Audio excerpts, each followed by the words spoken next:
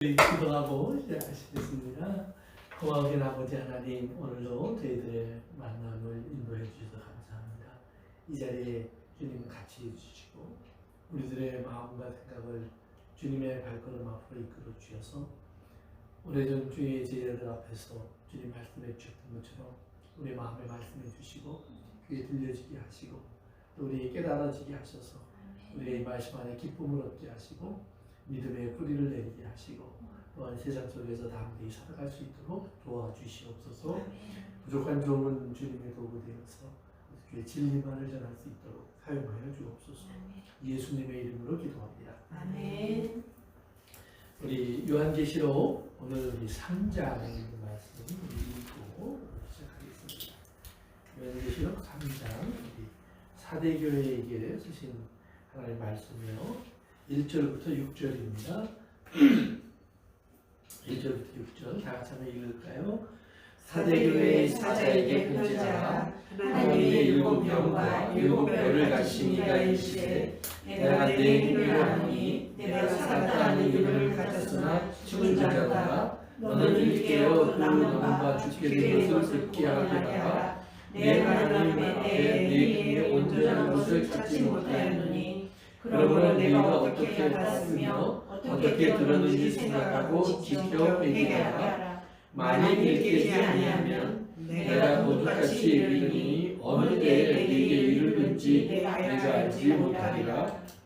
그러나 사대에 옷을 더럽히지 아니한 자 몇 명이 내게 있어 흰옷을 입고 나와 함께 다니니 그들은 합당한 자이니라. 이기는 자와 이와 같이 흰옷을 입을 것이요 내가 그 이름을 그의 책에 결코 지우지 아니하고 그 이름을 내 아버지 앞과 그의 천사들 앞에서 시인하리라. 귀 있는 자는 성령의 교회에 하신 말씀을 들을지어다. 아멘. 이제 사대교회에게 쓰신 하나님 말씀을 보면서 시작하겠는데요. 지난주까지 우리 두아디라 교회를 좀 얘기했었는데 두아디라 교회는요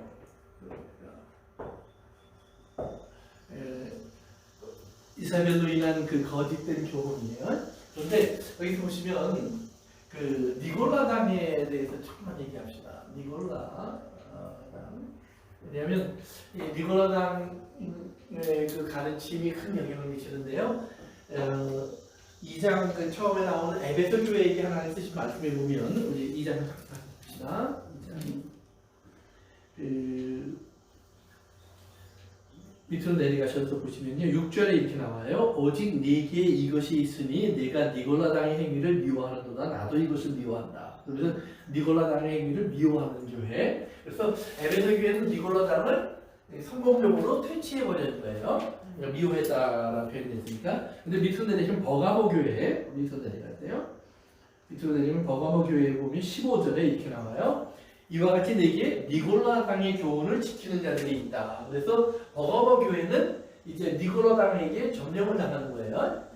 근데 이제 뭐 밑으로 내려가세요. 그러면 이제 두아디라 교회는 오늘 어떻게 나와 있느냐? 두아디라 교회를 이렇게 보시면은요, 이제 우리 24절부터 보시면은요, 두아디라에 남아있어 이 교훈을 받지 아니하고 소위 사탄의 깊은 것을 알지 못하는 너에게 말하노니 다른 집으로 너에게 지을 곳은 없다. 여기 니골라당이라는 말은 안 나오는데 사탄의 깊은 곳 이렇게 또는 이제 이 교훈 이런 말들이 나와 있는데요. 그래서 뭐냐면 그것을 알려고 한다는 말이 나오죠. 알다.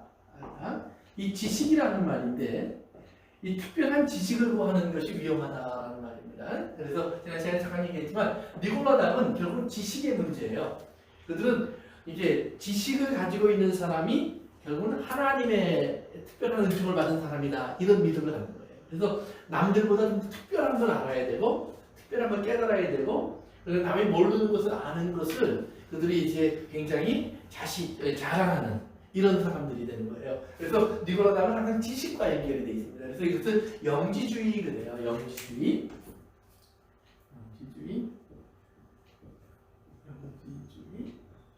이런 표현을 쓰는데 영적인 지식 이 말입니다. 영적인 지식이 중요하다.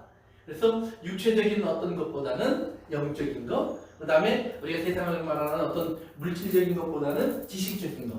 그러니까 어떻게 보면 굉장히 한 단계 위에 생각을 하는 것 같고 좋은 것 같은데, 그러나 이러한 개념에서 나온 것이 뭐냐? 이러한 개념에 나온 것이 결국은 두 가지로 나와요. 하나는 극단적으로 가면 육체를 아주 필요 없는 것을 만들어버려요.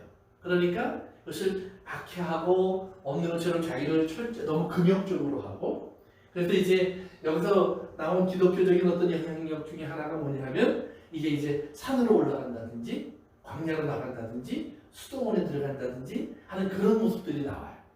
그래서 이제 기독교에서도 뭐 한국교회도 그런 거 많이 있지만 옛날에 보면 기도원, 그러면 이 기도원은 어디냐면 주로 산속에 있어요. 한국에서는. 그러면 산속에 들어가 주로 금식하고 거기서 이제 어떤 특별한 기도 시간을 갖고, 그게 나쁘다라고 일반적으로 말하기보다는 그 안에 그런 위험성이 있다라는 거예요.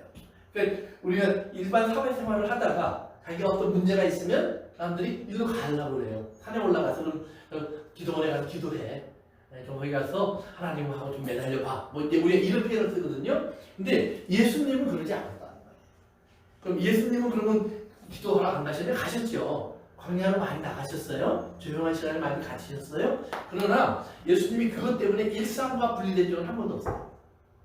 예수님은 그 시간을 갖지만 그 시간은 바로 일상으로 돌아오기 위한 시간이었고 일상 속의 시간이었어요.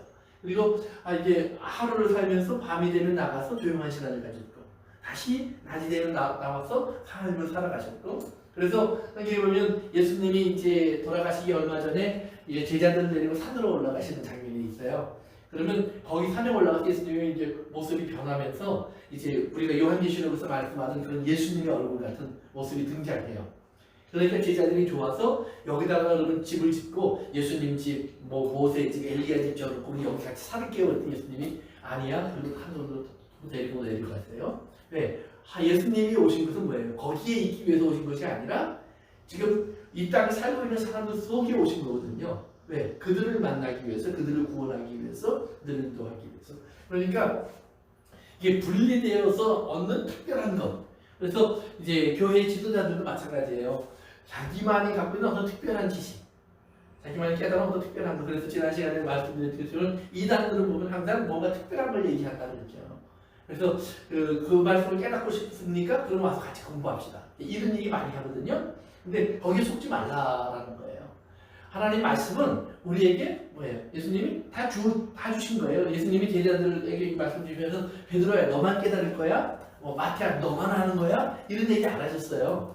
그리고 바울도 예수 그리스도 안에 있는 비밀을 내가 깨달았다는 말을 하면서 뭐라고 그러냐면 너희가 내가 쓴 글을 읽어보면 그걸 너희도 알 거야. 왜? 너희도 똑같은 걸 받았으니까.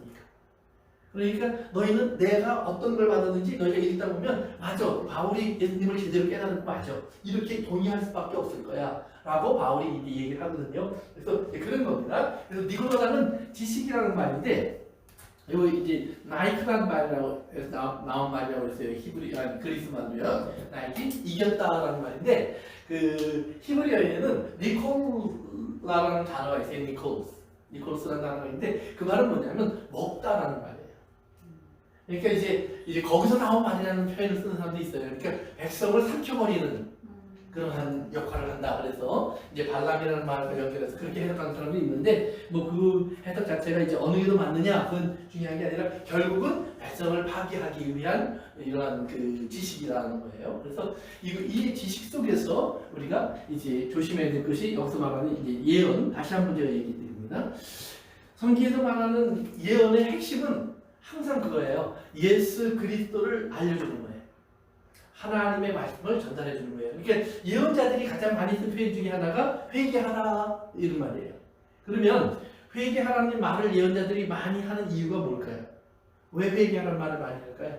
잘못하고 있습니다. 잘못하고 있으니까 뭐에 어떤 기준으로?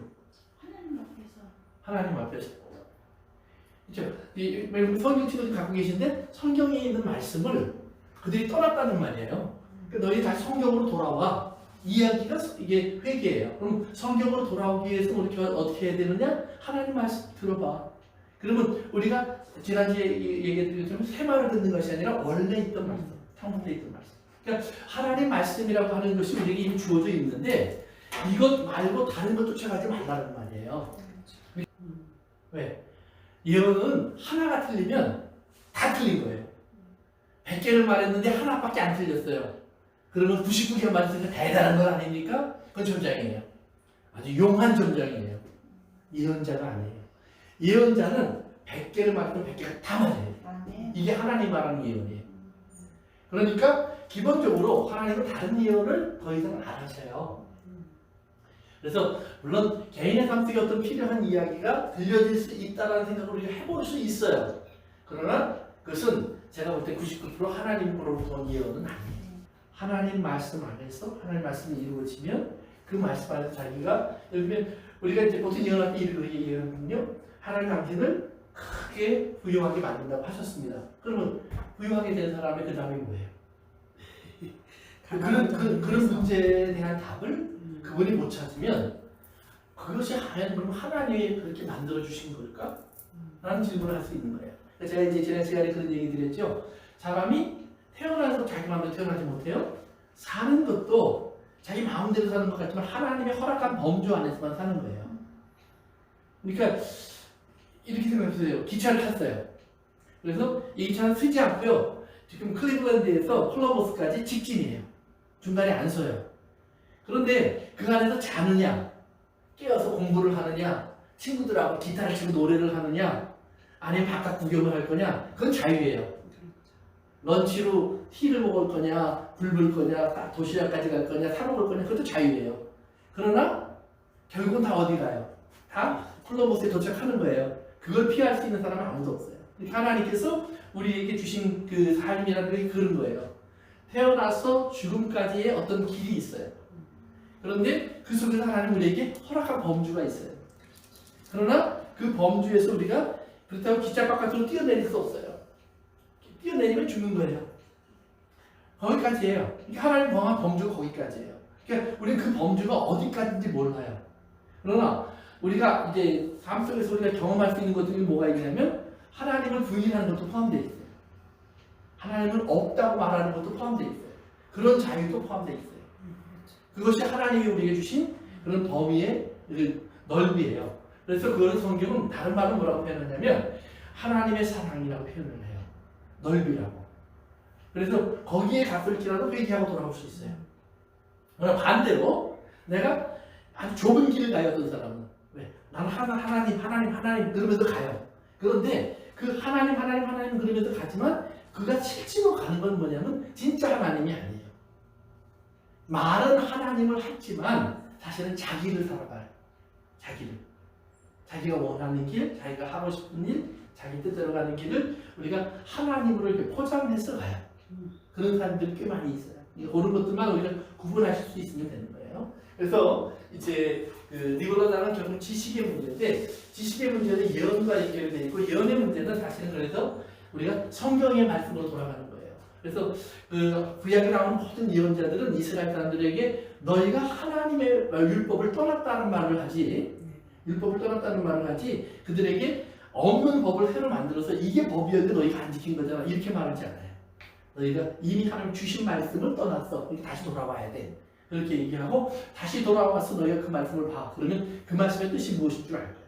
그러니까 이스라엘 사람들이 그래서 지난번에 제가 얘기드렸던 것처럼 예수님을 메시아로 받아들이지 못하는 이유가 있는 거예요. 예수님을 왜 메시아로 못 받아들인다고 그랬었죠? 제가 한번 얘기 드렸었는데 메시아는 안 죽어야 돼요. 이스라엘 사람들이 알고 있는 메시아는 마지막에 살아서 영광 속에 계셔야 돼요. 그런데 예수님이 죽었잖아요. 자기들이 죽였잖아요. 그러면 그건 메시아의 자격이 없는 거예요. 이스라엘 사람들에 두면은. 그래서 이스라엘 사람들이 그 랍비들이 개인적으로 읽지 못하게 하는 성경 중에 하나가 이사야서 53장이에요. 거기에는 예수님의 죽음이 나와 있어요. 메시아의 비천해지는 모습이 나와 있어요. 채찍에 맞는 모습이 나와 있어요. 창에 찔리는 모습이 나와 있어요. 그러니까 그 부분을 개인적으로 이스라엘 사람들이 알지 못하기를 원해요. 그것을 적용할 수 있는 메시아는 예수님밖에 없어요. 이스라엘 역사 속에. 그 다음에 두 번째는 부활의 얘기에 대해서 이스라엘 사람들은 이제 우리가 알고 있는 사두개인 같은 사람들은 부활을 안 믿었어요. 바리새인은 부활을 믿어요. 지금 이스라엘 사람들은 대부분 바리새인들의 영향을 받았어요. 왜? 이제 예루살렘 성전이 AD 70년에 무너지고 나서 예루살렘 성전이 무너지니까 성전을 중심으로 이 땅에서 하나님의 복을 누리며 살겠다고 했던 사두개인들의 철학이 무너진 거예요. 그러니까 사두개인들의 철학이 무너지니까 이제는 뭐예요? 바리새인들의 주장이 더 크게 일어나요. 그래서 바리새인들을 중심으로 회당, 그리고 성경 공부를 배우고 바리새인들의 철학을 배우고 사상을 배우고 그들의 해석을 따라가는 사람들로 이스라엘의 주류가 만들어지는 거예요. 그러면 바리새인들은 그럼 뭐냐? 부활을 믿어요. 그런데 그럼 그 부활은 어디에 나와 있느냐? 예수님과 이제 대화 속에서 이스라엘 사람들이 부활을 믿지 않았기 때문에 이제 결국은 죽으면 끝이다라는 표현을 쓰거든요. 이스라엘 사람들도 이제 죽으면 끝이죠. 이제 살아있는 동안 하나님의 복을 받고 우리가 이 안에 누리는 것이 중요합니다. 이제 이런 말을 하면서 예수님에게 찾아와서 그런 질문을 하죠. 근데 사대교회하고도 연결이 되는 얘기니까 사대교회는 죽은 교회라고 성경에 나와 있거든요. 너희는 살았다고 말하는데 너희 죽은 교회야. 그건 뭐냐면 사두개인들이 그들이 하나님의 복을 받았다고 말을 했지만 그들은 죽으면 그만이에요. 거기서 끝이에요. 그러니까 저들은 살았다고 얘기했지만 죽음 속에 있는 거예요. 죽음에게 모든 걸 잃어버리고 모든 걸 빼앗기고 그리고 더 이상 그들의 존재가 없어져요. 이것이 그들이 생각하고 있는 이제 사후의 세계예요. 그러니까 그들은 마치 이 땅에 하나님이 없거나 영혼이 없다고 믿는 사람들하고 거의 비슷한 생각을 해요. 그래서 천사도 안 믿고 영혼도 안 믿고 그 다음에 영생도 안 믿고 천국도 안 믿어요. 그러면서도 그들은 창세기, 출애굽기, 레위기, 민수기, 신명기에 나와 있는 하나님은 진짜 하나님인 것도 믿어요. 그러니까 묘한 그런 신앙인데 그 이스라엘 사람들은 이렇게 이제 돌아가시고 나면 이렇게 동쪽을 향해서 뭐 한쪽인가? 예루살렘을 향해서. 예. 예, 예루살렘을 향해서. 예. 여기서는 예루살렘 그쪽에 있으니 그쪽으로 돌아서는 거군요. 그러니까 그 솔로몬의 기도에 보면 솔로몬이 성전을 지어놓고 네. 이런 말을 해요. 우리가 범죄해서 이제 외국으로 잡혀가거나 예루살렘을 빼앗고 흩어졌을 때 우리가 이 성전이 있는 곳을 향하여 우리의 몸을 돌리고 얼굴을 돌리고 기도하면 하나님 하늘에서 들으시고 우리를 다시 그것으로 돌아가게 하여 주시옵소서. 이것이 이제 솔로몬의 기도에 나오는 내용이에요. 이제 그런 생각을 하는 거예요.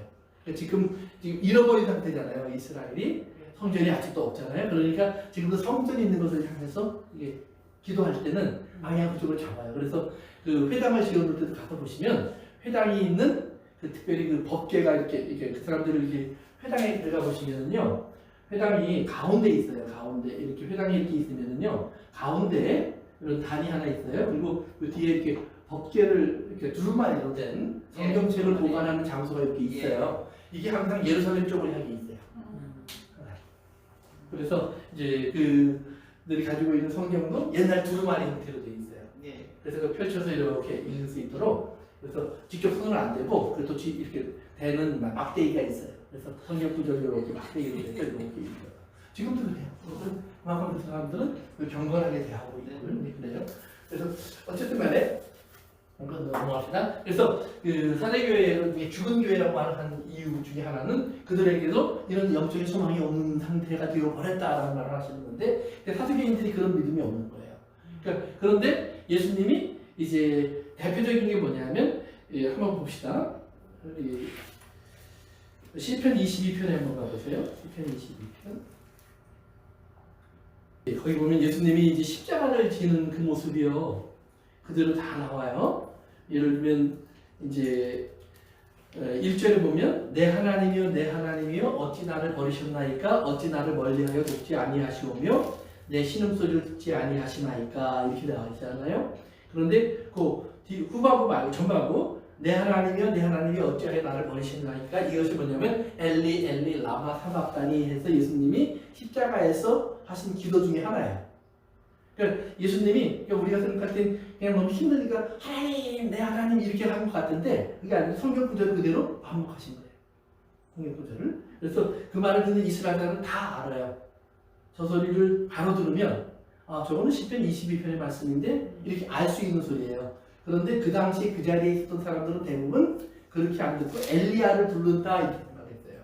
왜냐하면 그 나의 하나님이라는 말이 엘리라는 말이에요. 엘리. 그런데 엘리야는 선지자의 이름이에요. 근데 예수님이 엘리 그랬는데 이 사람들은 그냥 막 시끄럽다 보니까 엘리 소리가 들으니까 아 엘리야를 부르나 보다 이렇게 생각을 했어요. 왜냐하면 예수님 그 말라기서에 나와요.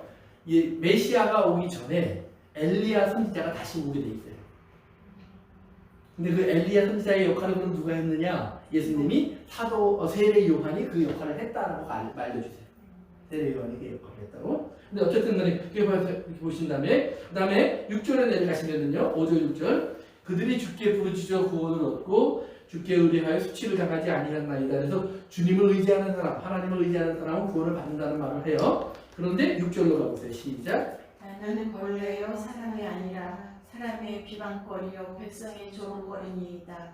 나를 보는 자는 다 나를 비웃으며 입술을 삐죽거리고 머리를 흔들며 말하되 그가 여호와께 의탁하니 구원하실 것 그를 기뻐하시니 건지실 것 하나이다. 아멘. 거기까지요. 그래서 이제 예수님이 그다음 무슨 얘기를 하시냐면 그런데 이제 그 하나님의 구원자의 모습이 어떻게 될 것이냐. 하나님의 구원자의 모습이 세상 사람들이 볼 때에는 벌레요, 그다음에 비방거리가 되고 조롱거리가 되는 그런 사람의 신세로 떨어진다라는 얘기를 하시는 거예요. 그러면서 사람들이 옆에 지나면서 그를 보면서 삐죽거리면서 한다는 걸 했는데 이 이야기가 그대로 마태복음, 마가복음, 누가복음에 가서 예수님이 돌아가실 때 장면을 보면 사람들이 그렇게 하더라라고 표현을 했어요.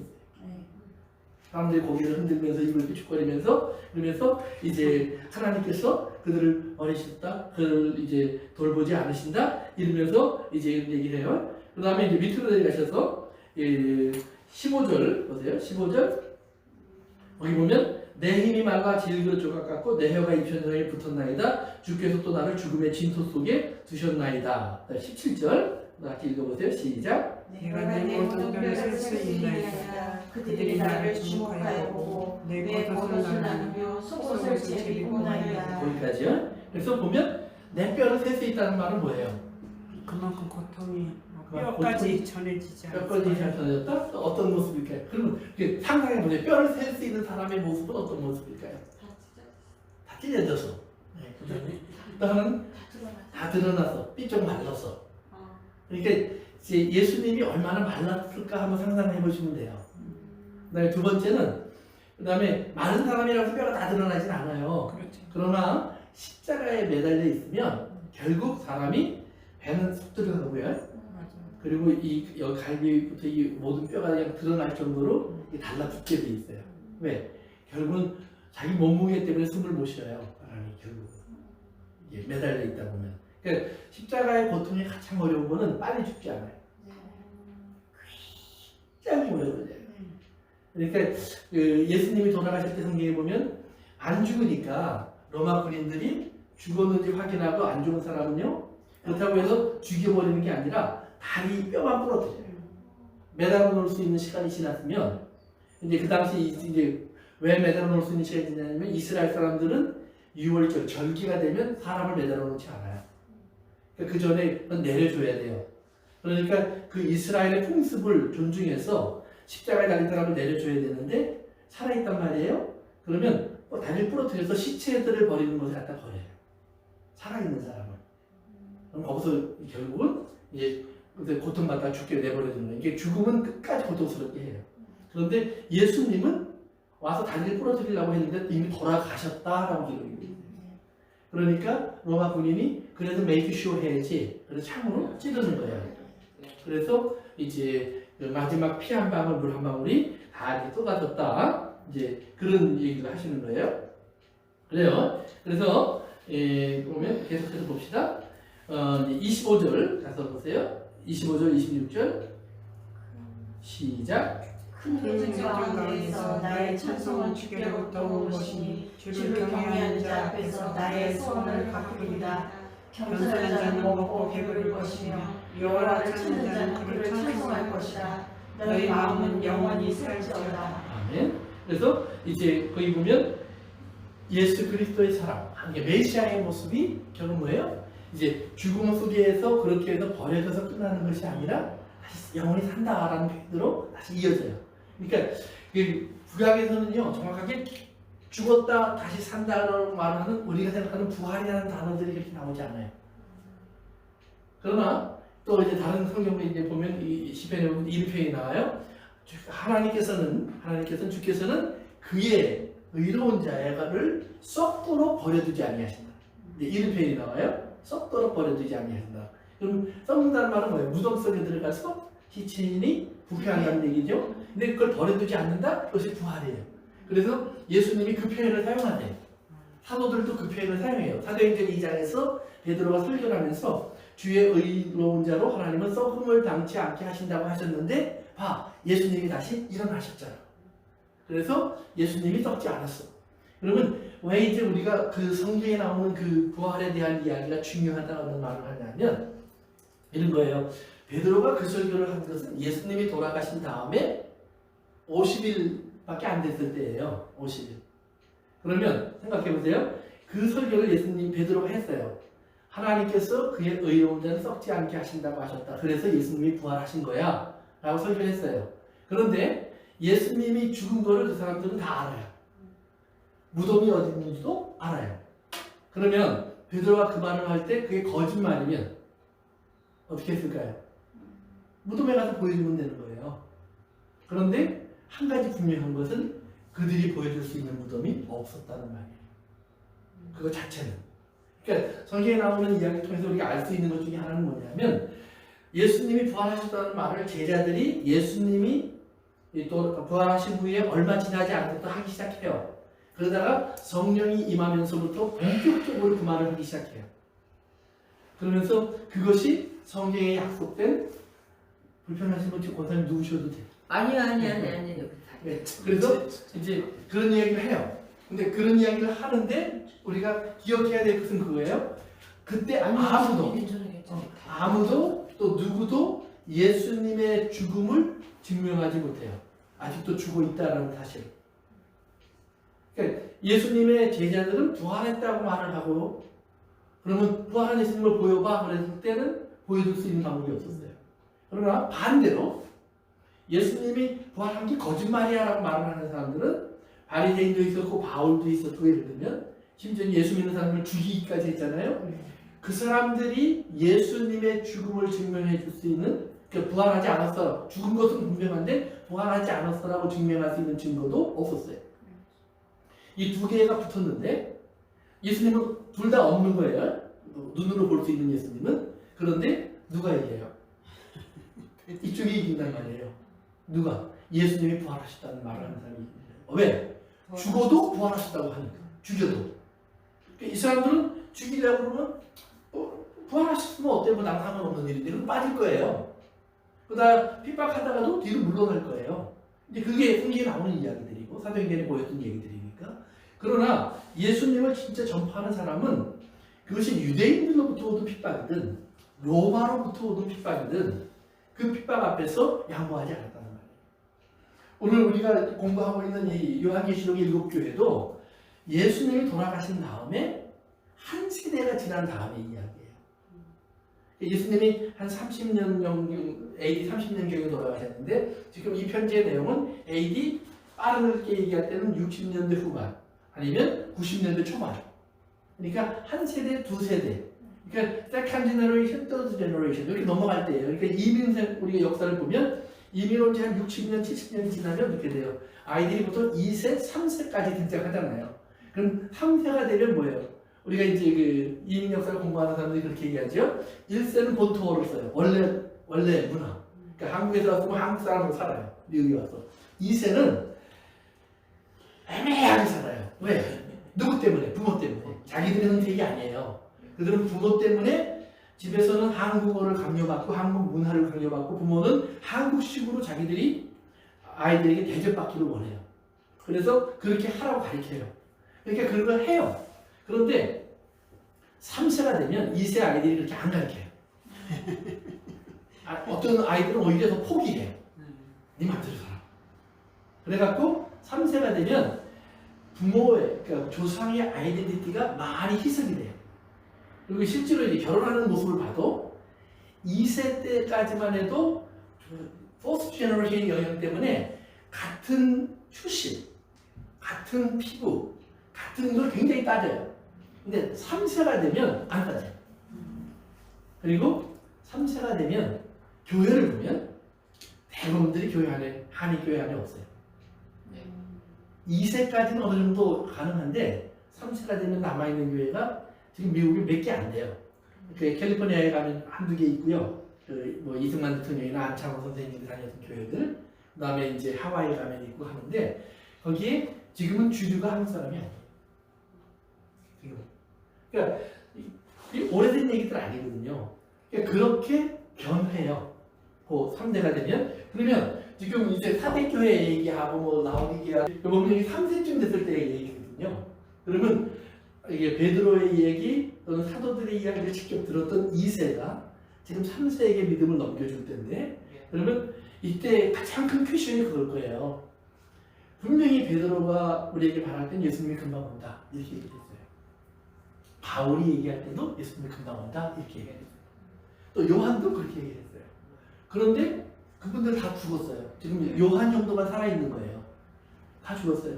그리고 이제 우리 아버지가 나에게 들려준 얘기하면서 그렇게 할 거야 그랬는데 아버지가 예수 믿은 지 몇십 년인데 예수님 안 왔어요. 네.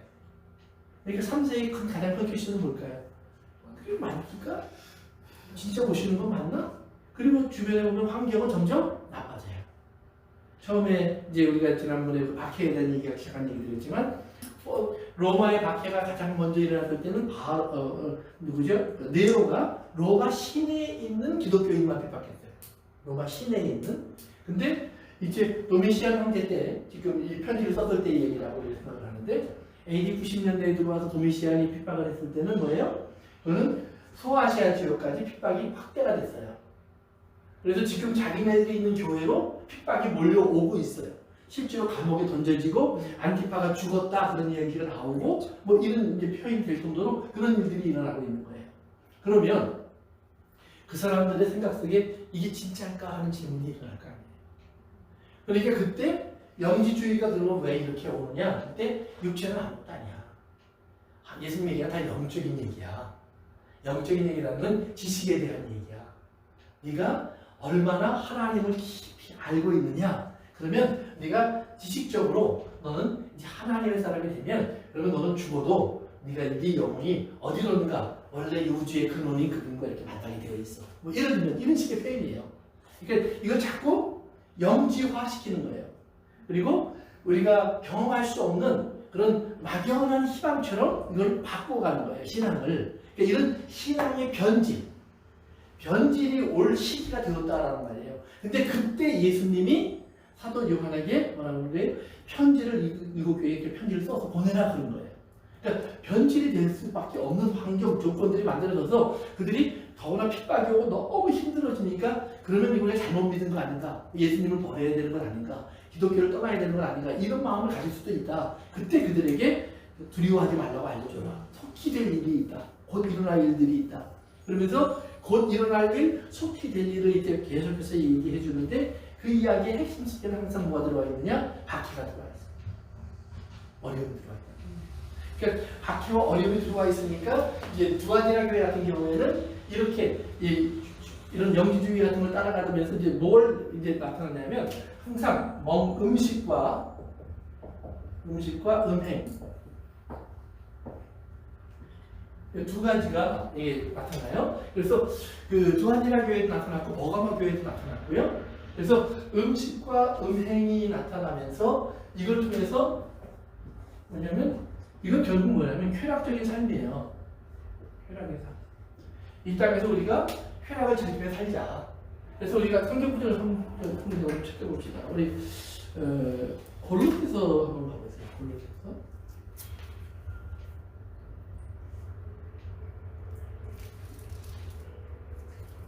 (3장 5절이요) 3장 5절. 골로새서 3장 5절. 골로새서 3장 5절입니다. 시작성경 바울의 편지 중에 있죠. 찾으셨으면 한번 같이 읽어볼까요? 시작. 그러므로 땅에 있는 지체들을 죽이라. 곧 음란과 부정과 사욕과 악한 정욕과 탐심은 우상의 숭배니라. 그 다음에 에베소서 5장 5절. 골로새서 앞쪽으로 가시면 됩니다. 에베소서 5장 5절. 에베소서 5장 5절 우리 한번 같이 읽어볼까요? 시작. 너희도 정녕 이것을 알거니와 음행하는 자나 더러운 자나 탐하는 자, 곧 우상 숭배하는 자는 다 그리스도와 하나님의 나라에서 기업을 얻지 못하리니. 그래요. 그 다음에 제가 갈라디아서 5장에 있는 말씀 하나 읽을게요. 19절부터 21절입니다. 육체의 일은 분명하니 곧 음행과 더러운 것과 호색과 우상 숭배와 주술과 원수 맺는 것과 분쟁과 시기와 분냄과 당기는 것과 분열함과 이단과 투기와 술 취함과 방탕함과 또 그와 같은 것들이라. 그래요. 그러면 이제 우리가 여기서 몇 가지 봤는데요. 결국은 뭐예요? 탐심, 탐욕은 결국은 뭐냐면 쾌락을 쫓아가는 것이고, 쾌락을 쫓아가는 것은 결국은 뭐냐면 우상 숭배라는 얘기를 하는 거예요. 우상 숭배. 우상 숭배다. 그래서 우리 이제 그 조금만 읽었던 에베소서 5장 5절 말씀 다시 보면 이렇게 나와 있죠. 너희가 정녕 알아라, 꼭 알아라. 음행하는 자, 더러운 자, 탐하는 자, 곧 우상 숭배자는. 그렇죠? 그러니까 우상 숭배는 똑같다는 말이에요. 그러면 이것은 결국은 음식의 얘기고 음행의 이야기인데, 이것은 순결함과 그다음에 탐심의 차이예요. 그러면 우리가 이제 처음부터 돌아가 보면 에덴 동산에서 하와가 범죄할 때 시작했던 게 뭐예요? 탐심이죠. 탐심이에요.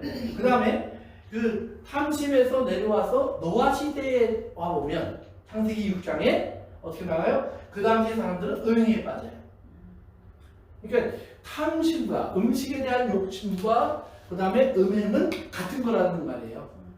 그러니까 사도 바울은 갈라디아서 5장에서는 뭐라 그래요? 육체의 일이라고 표현을 한 다음에 여러 가지를 쭉 써놓는데 거기에는 탐심도 들어가 있고 탐욕도 들어가 있고 음행도 들어가 있단 말이에요. 그러니까 이 모든 것이 우리가 볼 때는 저 사람은 식탐이 있어, 저 사람은 너무 뭐 색을 밝혀, 뭐 이렇게 표현을 우리가 하는데 그것이 한 가지로 다른 것 같지만 결국은 둘이 하나다라는 말이에요. 하나다. 그래서 창세기에 보면 나중에 아브라함 때 보면 소돔과 고모라 성에 대한 이야기가 나와요.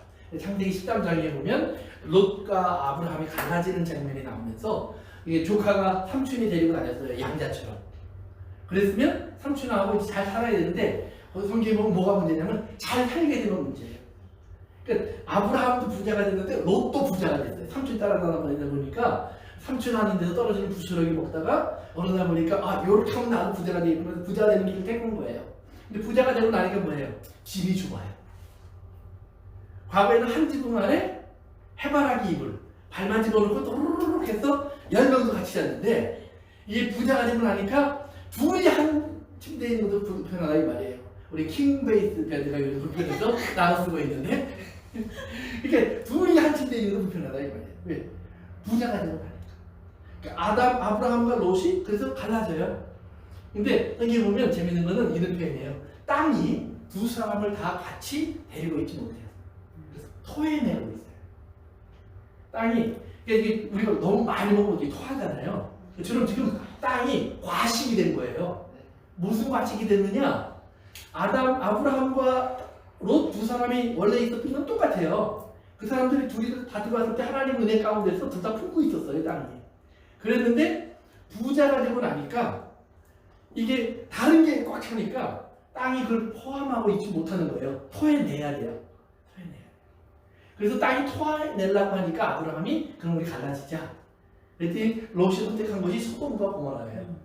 근데 거기 이렇게 표현이 나와요. 에덴 동산 같고 그랬거든요. 그럼 에덴 동산 같다는 말이 뭘까요? 아주 보기에 좋고 보기에 좋고. 그리고 거기 또 한 가지 표현이 있어요. 애굽 같고. 아이고. 그럼 애굽과 에덴 동산을 똑같이 놨어요. 그럼 어떤 의미일까요? 그럼 생각해 보셔야 돼요. 왜 아브라함이 애굽으로 갔죠? 먹을 게 없어. 가뭄이 들어서, 흉년이 들어서. 그렇죠? 나중에 이스라엘도 왜 요셉 시절에 애굽으로 갔죠? 야곱과 친구들이 먹을 것 때문에. 그렇죠? 그건 먹을 거의 문제예요. 먹을 거의 문제.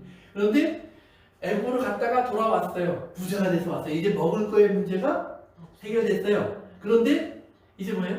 더 많이 먹을 수 있는 데가 있어요. 그냥 거기는 이제 아브라함이 같이 다니는 그 광야길은 뭐예요? 항상 먹을 것을 염려해야 돼요. 그런데 이렇게 보니까 소돔은 애굽 같고 그 다음에 에덴 동산 같아요. 거기는 먹을 게 항상 있어요. 그러니까 롯이 나 저기로 갈래요. 그래서 끌고 간 거예요. 그런데 가보니까 롯은 어떤 것이에요? 성경에 이렇게 표현이 나와요. 큰 죄인이더라 그래요. 소돔은 하나님 앞에 큰 죄인이더라. 그럼 그들의 죄의 모습이 어떻게 표현됐어요? 창세기 18장에 가서 보니까 말씀하신 대로 음행과 그다음 쾌락으로 표현되어 있어요. 그래서 창세기 18장에 보면 이렇게 돼요. 아브라함이요, 하나님의 사람들이 이렇게 오는데 아브라함이 천막 앞에서 앉아서 졸다가, 이게 참 중요한 거예요. 졸다가 아브라함이 천사와 나그네들을 발견하고 영접해서 억지로 대접을 해요. 그런데 이 사람들이 이제 계속해서 소돔성으로 가요. 그러면서 뭐라 하냐면 내가 가서 좀 봐야 되겠다. 그들이 죄가 많다는데 내가 가서 좀 봐야 되겠다. 하나님 가면서 하나님이 하실 일을 아브라함에게 알려주니까 아브라함이 기도하는데, 근데 이제 소돔성으로 가니까 롯이 성 앞에 이렇게 있다가 이렇게 오니까 아브라함처럼 영접해드려요. 그래서 자기 집으로 데리고 들어가요. 그런데 밤이 되니까 그 성 사람들이 먹고 취하고 마신 다음에 롯의 집으로 와서 눈을 두드리는 거예요. 그래서 뭐라면 내 나라 우리가 그 사람들하고 상관하리라. 그 말은 성관계를 하겠다 그 말이에요. 우리가 그 사람들 데리고 오늘 밤에 동동 가야 되겠어. 내놔. 이렇게 얘기한단 말이에요. 그러니까 똑같이 영접한 것 같은데, 똑같이 영접한 것 같은데 보세요. 아브라함의 집에선 그 사람들이 머무르고 함께 있고 떠나면서 아브라함에게 내년 이맘때 내 아내에게 아들 이삭이 태어날 거야. 하나님의 약속이 남겨져요. 그런데 롯의 집으로 왔을 때 똑같이 영접받았어요. 그래서 거기서 대접받고 있는 거예요. 그런데 그 성 사람들이 그 얘기를 하니까 하나님이 롯에게 뭐냐면 당장 이 성을 떠나라. 너와 내 가족을 데리고. 이 성은 내일 아침에 이 땅에 없을 거예요. 그렇게 표현을 하세요. 그러니까 롯이 그 말을 듣고 성경에 보면 믿고 가요. 근데 갈 때 다 버리고 가는 거예요. 미련이란 두지 말라. 그 다음에 뒤돌아보지 않겠네. 이제 그 찬송하면서 가는 거예요. 근데 그 와이프는 미련이란 두지 말라 하는 나그네 노래를 부르다가, 최희준 노래를 부르다가 뒤로 돌아갔어요. 왜? 미련을 하고 두지 말라 그러는데 생기는 건 어떻게 해요? 뒤돌아보니까 성국 기둥이 됐다고 그러잖아요, 우리가. 그러니까 우리가 찬송 부르면 그냥 가는 거예요. 예수님 따라서. 근데 유행가 부르면 뒤돌아보는 거예요. 어쨌든 간에 이제 우리가 우스갯소리지만 그런 거예요. 그러니까 똑같은 것 같지만, 똑같은 삶을 사는 것 같지만, 우리가 광야를 사는 사람은 하나님을 영접하면서 뭐예요? 하나님의 언약을 받아요. 구원의 언약을. 그리고 그 구원의 언약은 자기의 구원을 떠나는 것이 아니라 다른 사람들의 구원으로 확장이 돼요. 그러니까 똑같은 장소에 있는데 아브라함은 거기서 하나님의 은혜를 받아요. 이건 나중에 이제 여러분 17장 18장에 음녀 얘기가 나오는데 바벨론 똑같은 얘기예요. 근데 그래서 아브라함을 보고 하나님 축복을 얘기하고 구원을 얘기하는데 바벨론을 보면서 하나님은 저주를 얘기하거든요. 똑같은 얘기. 그러면서 거기서 뭐라고 얘기하시냐면 하나님이 하나님의 백성들에게 너희들은 이 성을 떠나라. 그래서 환난을 받지 마라. 이렇게 명령을 하대요. 그러니까 롯에게 한 말이 그대로 반복돼요. 그러니까 성경은 시작부터 끝까지 똑같은 말을 반복하고 있는 거예요. 근데 반복하는데 거기서 보면 여러분 그 소돔성 사람들의 특징이 뭐냐? 먹고 마시고 취한 다음에 고민을 하는 거예요. 그러면 하나님은 그럼 왜 이걸 경고하느냐? 여기 신명기서에서 우리가 몇 번 봤으니까 성경 찾지 않겠습니다. 하나님은 이렇게 얘기하시죠. 너희가 약속의 땅에 들어가서 잘 먹고 잘 살게 되면 너희가 나를 버릴 거야. 그러니까 이게 어려워지면이 아니에요. 잘 먹고 잘 살게 되면 나를 버릴 거야. 그런 것 같아요. 솔로몬도 그래요. 예. 그래서 하나님을 버리는데 그것을 성경은 뭐냐면 하나님이 그럼 하나님을 버리는 모습이 뭐냐? 우상을 따라가는 거예요. 우상을 따라가는. 그러면 우상을 따라가는데 그 사람들의 삶을 보면 이게 나타나요. 먹고 마시고 잔치하고 음란하는 모습. 그 똑같아요. 오늘 우리가 왜 이제 로마를 우리가 지금 이 단계에 다루는 거니까 로마 사람들이 왜 멸망했느냐? 로마를 지배했던 정신이 스토익이라는 그 철학 정신이에요. 스토익이라는 것은 니골라당과 비슷해요. 영주주의와. 그 사람들은 지식이 가장 중요해요. 그래서 지식과 덕이 굉장히 중요한 거예요. 그래서 지식과 덕으로 로마를 만들어가는 거예요. 그렇기 때문에 한 사람에게 집권, 권력이 집중되는 것을 그들은 원하지 않아요. 그래서 로마는 원로회라고 하는 세네트, 있어갖고 그 원로원을 통해서 지도자도 세우고 또 지도자를 폐하기도 하고 그 사람들을 나중에 또 이렇게 신격화시키기도 하고 이 모든 걸 원로원을 통해서 결정을 하거든요. 오늘처럼. 그런데 그래서 공화 정치라고 그러죠. 그런데 이제 그 시저 같은 사람들이 황제가 되겠다고 해서 이제 그 원로원을 막 짓밟고 자기들이 황제가 되고 이래서 로마 황제 시대가 시작되는 것뿐이에요. 그렇지만 계속해서 그 로마는 그 원로원 제도가 있어요. 그러니까 이 집단 지성을 모으고 그래서 이 지성에 대해서 굉장히 예민해요. 그리고 지식을 갖고 있는 것, 지식을 쌓고 있는 것을 굉장히 중요하게 여겨요. 그래서 그들은 지식에 초점을 맞춰요. 그러니까 서민과 자기들 차이는 뭐냐? 우리 더 많이 아는 사람이에요. 그런데 그 사람들이 생활로 들어가 보면 그것으로 인해서 그들이 거룩하고 의롭고 공평하고 정의로운 삶을 사느냐? 아니에요. 여기에 빠져 있어요. 왜냐하면 그들의 공의는 자기들만을 위한 공의예요. 그러니까 우리는 더 많이 알고 더 많이 가졌으니까 우리가 더 많이 누려야 돼 이렇게 하는 거예요. 이것이 예수님이 말한 세상의 권세의 질서예요. 그런데 하나님의 나라는 뭐라고 그랬어요? 이게 뒤집어진다고 그랬거든요. 그러면 우리가 이렇게 알아야 돼요. 질서가 지금 이 땅에 있는 질서가 뒤집어진 질서예요.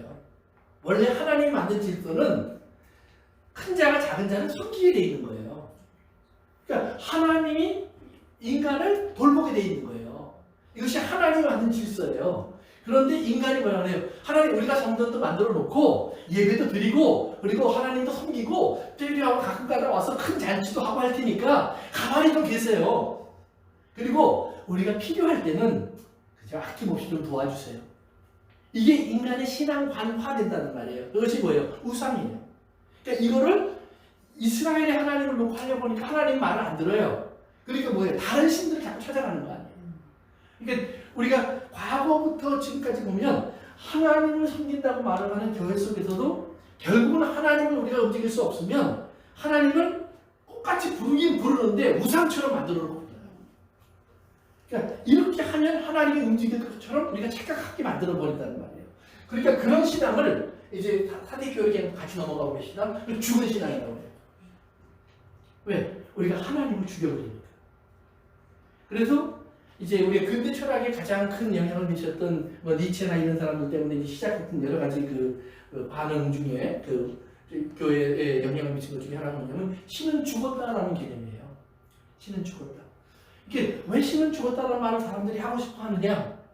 그는 이제 제일 좋은 것이 그런 거예요. 1차 세계대전, 2차 세계대전을 한번 생각해 보세요. 한국 전쟁을 한번 생각해 보세요.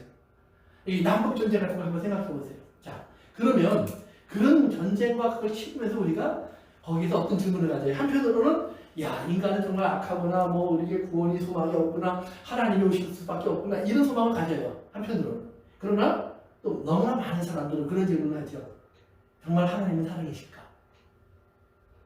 하나님 살아계시면 이런 악한 일들이, 이런 참혹한 일들이 과연 일어날 수 있을까? 왜 하나님이 이것을 관섭하지 않는가? 왜 이걸 지켜주지 않는가? 왜 이것을 해결하지 않는가? 왜 저런 악한 자들을 히틀러 같은 사람을 죽여버리시면 되잖아요. 스탈린을 없애면 되잖아요. 우리가 생각하는 건 간단해요. 그러나 아니라는 말이에요. 하나님의 이 질서 속에서, 하나님의 공평함 속에서 히틀러를 죽여야 되는 하나님의 기준이면 나도 죽어야 돼요.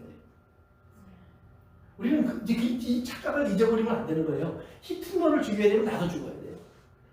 스탈린을 감옥에 지옥에 보내면 나도 지옥에 가야 돼요. 똑같은 죄인이 되니까 하나님 앞에서. 그러니까 하나님께서는 나를 위해서는 히틀러도 참아주셔야 되고 스탈린도 기다려 주셔야 되는 거예요. 그러니까 하나님의 기다림의 시간을 성경은 세상은 뭐라 그러면 하나님은 없다라고 말을 한다고 해요. 그래서 시편 기자가 말을 하죠. 어리석은 사람들은 말하기를 하나님은 없다라고 말한다. 그때 똑같은 하나님이 없어 보이는 그 환경을 우리는 뭐라고 해요? 하나님의 기다리시는 시간. 그러면 하나님의 기다림의 시간을 우리 같이 하기 위해서 우리 요한계시록 13장을 한번 가보세요. 요한계시록 13장.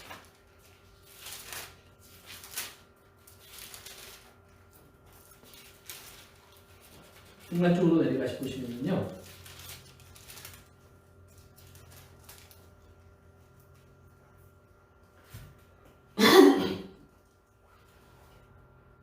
이제 7절과 8절 같이 읽어봅시다. 시작. 또 권세를 받아 성도들과 싸워 이기게 되고 각 족속과 백성과 나라를 다스리는 권세를 받으니. 거기까지요. 말은 뭐냐면 이제 마지막 때에 하나님의 백성들을 괴롭히는 짐승이 일어난다는 말이에요. 짐승 같은 어떤 큰 힘이. 그 힘은 우리가 말하는 밑으로 내려가면 666표를 찍어주고 장사나 거래를 이제 좌우할 수 있는 이런 권세를 가지고 있는 거예요. 근데 그 권세가 일어나는데 그 권세가 뭐예요? 그들이 일어나면서 하나님을 비방하고 하나님의 이름과 하나님의 장막, 즉 하나님의 품 안에 있는 사람들을 비방한다 그랬어요. 그 다음 7절 시작. 또 권세를 받아 7절 7절 지금 읽었어요? 권세를 받은 성도들과 싸워 이기게 되고 그래서 그것이 이제 승리한다는 얘기를 하는 거예요. 그런데 8절에 보면 같이 읽어보세요. 시작. 죽임을 당한 어린 양의 생명책의 창세 이후로 이름이 기록되지 못하고 이 땅에 사는 자들은 다 그 짐승에게 경배하리라. 그러면 누가 그때 굴복하느냐? 그때 굴복하는 사람들이 나오는데 그들은 하나님의 생명책에 기록되지 못한 사람들이다. 이렇게 나오는 거예요. 그러면서 9절로 넘어갑니다. 누구든지 귀가 있거든 들을지어다 그래요. 이게 우리 일곱 교회가 하나님 선진서는 편지에 계속 반복되죠. 귀 있는 자는 들을지어다 그래요. 10절 시작. 사람을 자는 때에 사라져갈 것이요 칼에 죽을 자는 마땅히 칼에 죽을 것이니 성도들의 인내와 믿음이 여기에 있느니라. 봤어요? 성도들의 인내와 믿음을 얘기하면서 뭐예요? 죽는다는 표현을 쓰죠. 칼에도 죽이고 사로잡혀가서 고통받고. 그러니까 하나님도 무능해요. 근데 성도들도 그 하나님의 그 자식 똑같아요. 그러니까 하나님도 아무 일도 못하고 계시고 지금 세상에 이런 문제가 생기는데 그 성도들도 아무리 힘도 못 쓰고 잡혀가고 죽임당하고 고통당하는 것밖에 할 수 있는 게 없어요. 그런데 그걸 이제 인내와 믿음이라고 그랬는데 거기 다음 장으로 넘어가면 14장 거기 보면 이제 구원받은 사람들의 이야기가 나와요. 그거만 14만 4천 명에 대한 얘기가 다시 나오는데 거기 보면 4절에 이렇게 나와요. 시작. 이 사람들은 여자와 더불어 더럽히지 아니하고 순결한 자라 어린 양이 어디로 인도하든지 따라가는 자며 사람 가운데서 성령을 받아 처음 익은 열매로 하나님과 어린 양에게 속한 자들이. 그 다음에 12절로 내려갑니다. 시작. 성도들의 인내가 여기에 있나니 그들은 하나님의 계명과 예수에 대한 믿음을 지키는 자니라. 또 내가 들으니 하늘에서 음성이 나서 이르되 기록하라 지금 이후로 주 안에서 죽는 자들은 복이 있도다 하시매 성령이 이르시되 그러하다 그들이 수고를 그치고 쉬리니 이는 그들이 행한 일이 따름이라 하시더라. 아멘. 되네요. 그래서 이제 11절에 보면 고난받는 얘기가 나와요. 또 위에 우리 읽지 않았지만 그러나 이제 12절에 보면 성도들의 인내 얘기가 다시 나와요. 그러면 성도들의 인내는 아까 죽는 거라고 얘기 나왔고 사로잡히는 거라고 얘기가 나왔거든요. 그런데 성도들의 인내가 나오니 그것이 결국 믿음을 지킨 거야. 이런 표현을 바꿔줘요. 똑같은 내용을. 그러면 죽고 고난을 당한 것이 믿음을 지킨 거야. 그러면서 그 다음 절에 뭐라고 했어요? 그 지금 그런 죽고 믿음을 지키는 삶을 사는 성도들, 그들이 고통스럽지. 그러나 그들에게 하나님이 그래서 쉼을 주는 시간이야. 그래서 그 죽음을 당한 그 자체가 그것이 하나님의 버림이 아니라 쉼의 세계로 내가 인도해 온 거야. 아멘. 그리고 나서 19장으로 갑니다. 19장. 이제 우리는 쭉 나중에 다시 볼 기회가 있겠지만 이렇게 한번 보세요. 이제 19장에 보면 이제 우리 1절 같이 읽어보세요. 시작. 이 일을 내가 들으니 하늘에 마다 무리의 큰 음성 같은 것이 있어 이르되 할렐루야 구원과 영광과 능력이 우리 하나님께 있도다. 그래요. 그 다음에 밑으로 내려갑니다. 8절, 이제 7절에 혼인 기약이 나오고요. 그의 아내가 준비되었다. 이제 어린 양의 아내, 이제 하나님을 아내 잔치하는 사람들 이야기 나와요. 8절 시작. 그에게 빛나고 깨끗한 세마포 옷을 입도록 허락하셨으니 이 세마포 옷은 성도들의 옳은 행실이로다 하라. 그래요. 그래서 그 성도들의 옳은 행실이 결국 뭐예요? 아까 말한 인내와 믿음이에요. 그러면 인내와 믿음은 결국은 고난을 당하고 죽는 얘기예요. 그러니까 지금 계속해서 지는 얘기 같거든요. 그런데 옳은 행실이라고 그랬죠. 그 다음에 20장으로 이제 넘어갑니다. 거기 여러분 다 연결시켜보면 이제 답이 나오는 거예요. 4절로 넘어갑니다. 4절 시작. 또 내가 보좌들을 보니 거기에 앉은 자들이 있어 심판하는 권세를 받았더라. 또 내가 보니 예수의 증언과 하나님의 말씀 때문에 목배임을 당한 자들의 영혼들과 또 짐승과 그의 우상에게 경배하지 아니하고 그들의 이마와 손에 그의 표를 받지 아니한 자들이 살아서 그리스도와 더불어 천년 동안 왕노릇하니 그 나머지 죽은 자들은 그 천년이 차기까지 살지 못하더라. 이는 첫째 부활이라. 이 첫째 부활에 참여하는 자들은 복이 있고 거룩하도다. 둘째 사망이 그들을 다스리는 권세가 없고 도리어 그들이 하나님과 그리스도와 제사장이 되어 천년 동안 그리스도와 더불어 왕노릇하리라. 그러니까 뭐예요? 그것이 인내, 믿음, 고통, 죽음으로 연결되는데 이제 그것이 14장에 가서 보니까 그것이 쉬는 시간으로 연결이 되고 19장으로 가니까 그들이 혼인잔치 청함을 받은 의로운 사람으로 인정을 받고 그리고 20장에 와보니까 그들이 첫째 부활에 참여한 사람으로서 왕노릇하는 사람의 자리로 올라가 보좌에 앉는 사람으로 표현이 되어 있단 말이에요. 그러니까 우리가 전체를 보면 결국에는 뭐예요? 그 고난당하는 사람이 승리하는 거예요. 그리고 우리가 읽지 않았지만 그 밑에 보면 옛 뱀, 그러니까 사단, 그리고 짐승, 그들의 거짓 선지자들, 그 다음에 그를 따르는 사람들 다 불에 던져진다는 심판이 얘기하는 거예요. 그러니까 우리가 지금 하나님도 가만히 계시고 성도들도 마치 어렵고 곤고하고 힘든 시간을 보내고 있는 거예요. 그런데 그 힘든 시간을 보내고 있을 때 세상 사람들을 보면 뭐냐면 하나님도 죽었고 그러니까 교회는 별거 아니에요. 그렇지만 그것이 지난 시간에 읽은 것처럼 베드로가 뭐라고 했어요? 하나님은 회개하고 돌아오기를 기다리는 시간이에요. 그런데 그 시간은 무한정이 아니에요. 그래서 성경에 보면 이제 여러분들이 우리 이제 요한계시록 공부할 때 자주 나오는 이제 말 중에 나중에 보면 환란의 시간이 몇 년이죠? 7년 대환란 보통 그러죠. 그래서 또는 전 3년 반, 후 3년 반, 이렇게 또 42달, 1260일 다 똑같은 말이에요. 이런 얘기를 하는데 기간이 정해져 있다는 말이에요. 어떻게? 왕노릇은 몇 년이에요?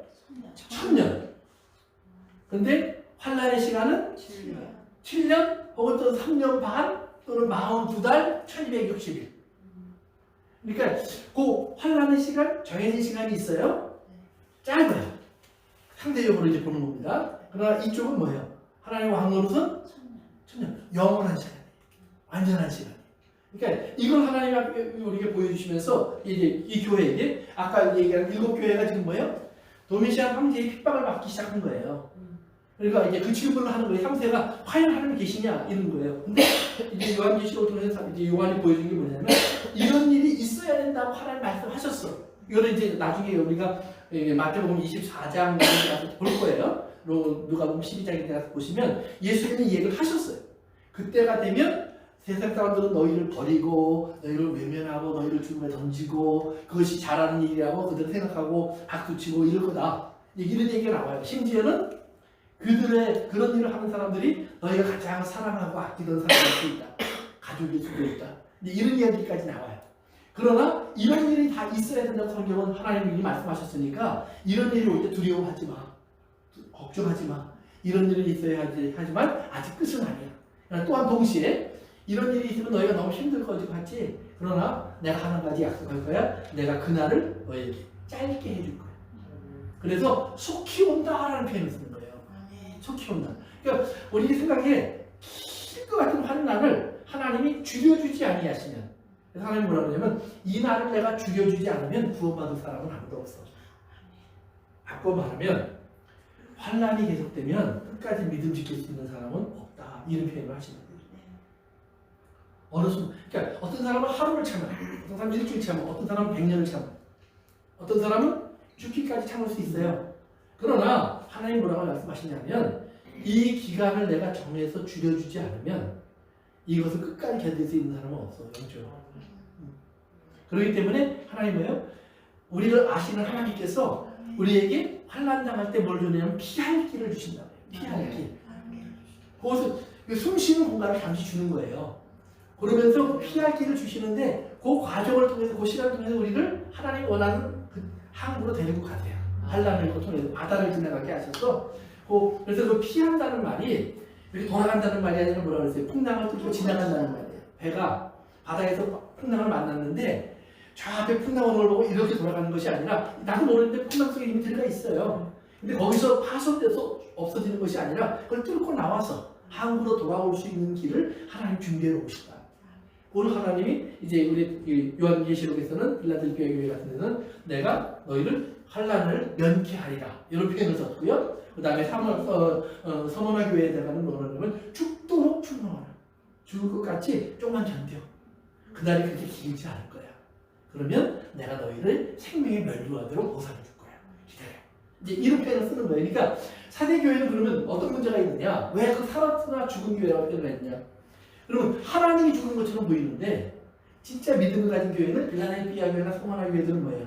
그런 환난 속에서 오히려 하나님을 더 간절히 붙잡는다는 말이에요. 더 의지한다는 말이에요. 근데 서머나 교회는 사대교회는 하나님이 죽은 것 같으니까 맞아 죽은 것 같아. 자기들도 모르게 그 죽음에 나가는 거예요.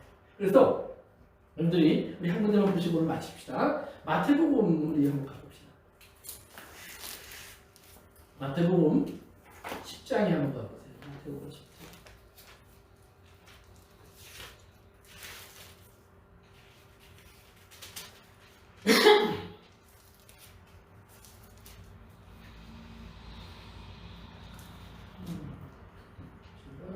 마태복음 10장 12절 한번 보세요. 12절 시작. 또 그 집에 들어가서 평안하기를 빌라.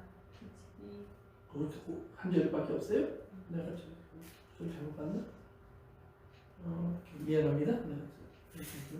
좀 밑으로 더 내려가야 되는 죄송합니다. 자, 22절부터 보세요. 또 너희가 내 이름으로 말미암아 모든 사람에게 미움을 받을 것이나 끝까지 견디는 자는 구원을 받을 것이니라. 그래서 이제 23절 같이 읽습니다. 시작. 이 동네에서 너희를 박해하거든 저 동네로 피하라. 내가 진실로 너희에게 이르노니 이스라엘의 모든 동네를 다 다니지 못하여서 인정하리라. 28절 시작. 몸은 죽어도 영혼을 죽이지 못하는 자들을 두려워하지 말고 오직 몸과 영혼을 등이 지옥에 멸하실 수 있는 일을 두려워하라. 그래요. 그 다음에 32절 한번 더 읽읍시다. 시작. 누구든지 사람 앞에서 나를 시인하면 나도 하늘에 계신 내 아버지 앞에서 그를 시인할 것이요. 그래요. 그 다음에 이제 38절에 가면 또 자기 십자가를 지고 나를 따르지 않는 자도 내게 합당하지 아니하니라. 자기 목숨을 얻는 자는 잃을 것이요 나를 위하여 자기 목숨을 잃는 자는 얻으리라. 그래서 똑같은 이야기가 누가복음 12장에 한 번 더 나옵니다. 그러니까 나중에 참고로 읽어보세요. 그러면 거기 핵심이 뭐냐면 너희들에게 반드시 환난이 있을 거다라는 말이에요. 반드시. 그러니까 이것은 환난은 옵션이 아니라 그것은 필수예요. necessity. 그러면 우리가 겪고 있는 환난과 그 당시 사람들이 겪는 환난은 달라요. 그러나 이건 이렇게 생각하세요. 여러분 각자가 당하고 있는 삶에 어떤 퀘션들이 있어요. 심지어는 진짜 하나님 계실까? 이런 질문도 있어요. 또 우리가 생각한 대로 이 세상을 살면서 우리의 영혼이 또는 우리의 마음이 느끼는 어떤 괴로움들이 있어요. 그건 사람들이 볼 수 없어요. 나는 알아요. 그러니까 그런 압박, 괴로움, 어려움 이런 것들을 다 환난이라고 표현을 하는 거예요. 또 어떤 데는 근심과 염려가 있어요. 그래서 성경에 보면 네 가지 밭에 대한 비유가 나와요. 마태복음 13장에 보면 예수님이 밭을 네 가지 말하는데 하나는 씨를 뿌려놓으면 새가 와서 먹고 가는 길거리 같은 밭도 있어요. 그럼 뭐 경작을 안 하는 거예요. 사람들이 밟고 다니는데요. 두 번째는 경작을 해서 밭은 밭인데 이게 너무 얕아요. 조금만 내려가면 돌이 있어요. 그래서 성경은 뭐라 하냐면 금방 박해가 오면 예수 믿을 때는 할렐루야 그랬는데 조금 어려움이 오면 금방 뿌리채 타버려요. 그래서 믿음이 없어져 버리는 사람. 세 번째는 가시덤불이 있어요. 이걸 심으면 잘 자라는데 이렇게 가시덤불이 같이 자라요.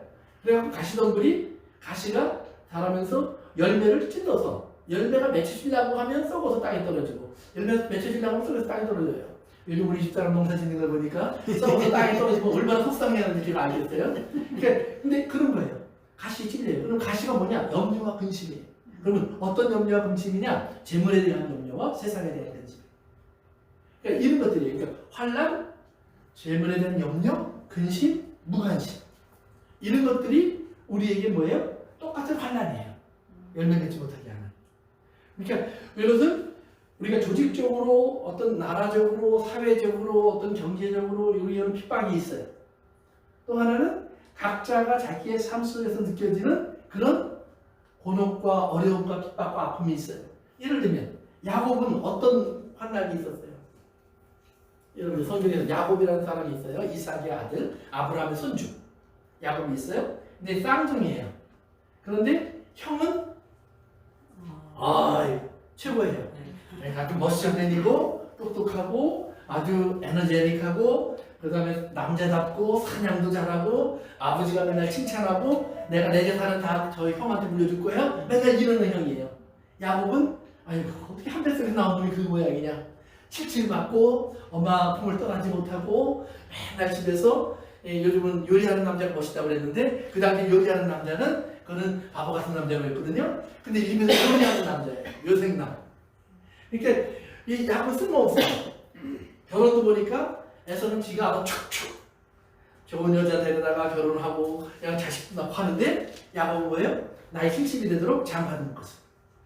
그러니까 이런 사이예요. 근데 야곱의 마음에 뭐가 있어요? 맨날 형처럼 되고 싶어요.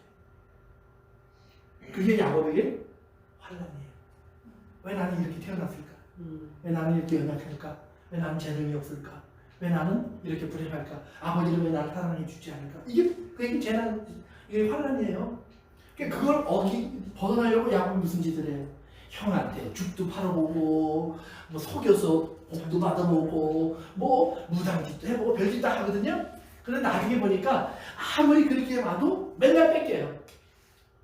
재산 좀 모았더니 여기서 뺏어가고 또 자식들도 낳았더니 다른 나라에서 거기까지 하고 뭐 되는 게 없어요. 근데 나중에 그걸 깨닫는 거예요.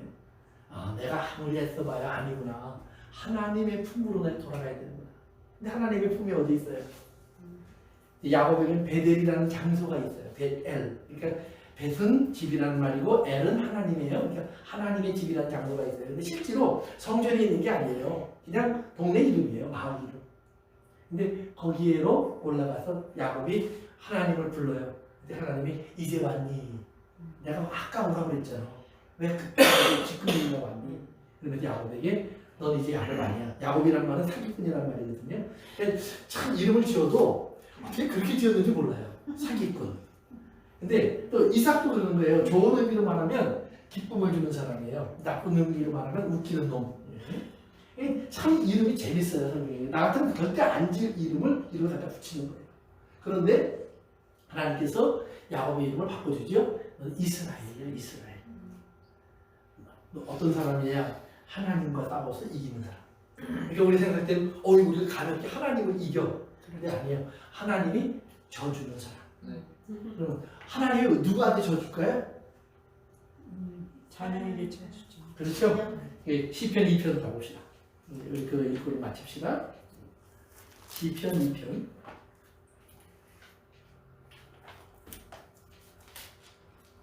시편 2편. 이런 말이에요. 이제 위에 1절부터 쭉 보시면 이제 이방 나라들 왕들의 이야기가 나와요. 그들이 하나님을 대적하자. 또 메시아를 우리가 기름 부음 받는 메시아란 말이거든요. 2절에 나오는 이제 그 메시아를 대적하자 막 이제 이런 얘기가 나와요. 근데 7절로 가세요. 7절. 6절 7절 시작. 6절 7절 시작입니다. 시작. 내가 나의 왕을 내 거룩한 산 시온에 세웠다 하시리로다. 내가 여호와의 명령을 전하노라. 여호와께서 내게 이르시되 너는 내 아들이라. 오늘 내가 너를 낳았도다. 아멘. 너는 내 아들이라. 오늘 내가 너를 낳았도다. 하나님이 져주는 사람은 그 사람들밖에 없어요. 하나님의 자녀. 자식이 이기는 부모가 없는 거예요. 자식이 이기는 부모가. 하나님으로부터 오는 진리예요. 그런데 하나님은 어떻게 져주시느냐? 독생자 예수 그리스도를 십자가에 못 박게 하심으로 말미암아 우리에게 져주시죠. 그러니까 하나님의 사랑은 우리랑 차원이 달라요.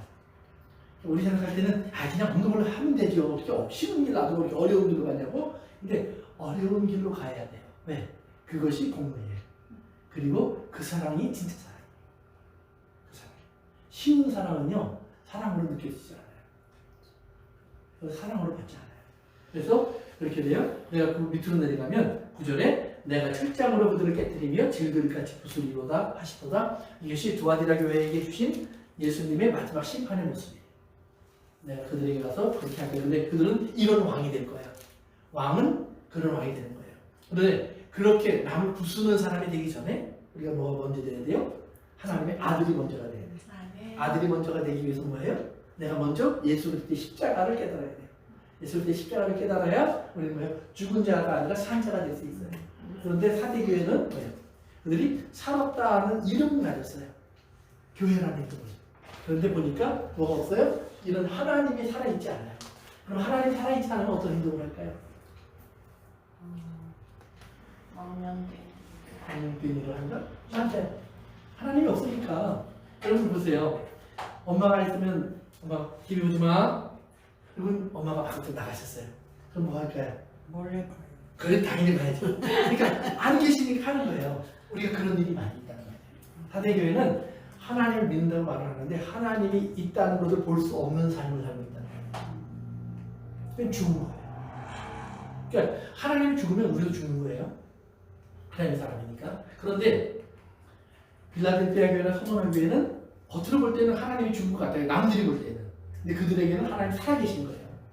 그러니까 그들은 하나님이 싫어하는 일, 하나님이 금하는 일을 하지 못하는 거예요. 그리고 하나님이 권하는 일을 붙잡는 거예요. 이것이 믿음이에요. 그래서 오늘 우리들의 삶 속에서 사대교회의 죽음이 오늘 우리 속에 없고 이제 빌라델피아나 서머나 교회 속에서는 생명이 우리 속에 나타나는 이런 신앙을 지켜가시기 바랍니다. 기도하겠습니다. 아버지 하나님 감사합니다. 오늘도 저희들에게 주신 하나님의 말씀을 나눴습니다. 우리 사랑하는 성도들 이 말씀 하나하나를 우리가 읽고 생각하면서 그 안에 감추어져 있는 주님의 모습을 발견하게 하시고 또 우리에게 말씀하신 주님의 음성에 들을 수 있는 귀를 갖게 도와주시옵소서. 예수님의 이름으로 기도합니다. 아멘.